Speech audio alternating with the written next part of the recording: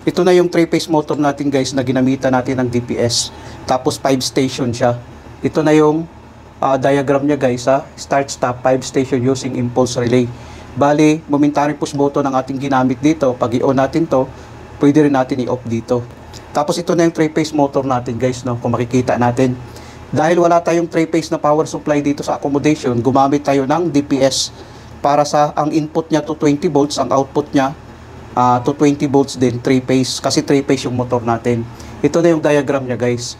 Ito siya guys, kahit saan ito i-on, pwede rin kahit saan dito i-off. I-try natin, i-on natin. Ayan.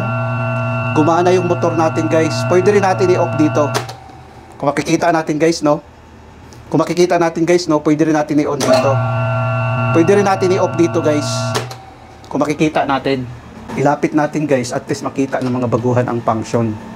Try natin i-on. Kahit saan dito guys, pwede mo i-on, pwede mo rin i-off. Oh. Makikita natin. Gumana yung 3-phase motor natin. Pwede rin natin i-off dito. Pwede rin dito. Hindi yan siya mainit guys. Kung makikita natin, okay lang motor natin. Pwede rin natin i-off dito. Kung makikita natin. Oh.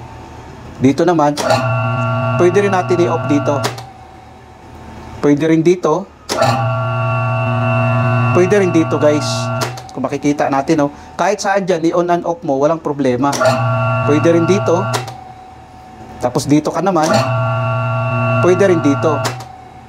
Kung dito mo pipindutin, pwede rin dito guys. Kahit saan dyan, sa 5 station na yan.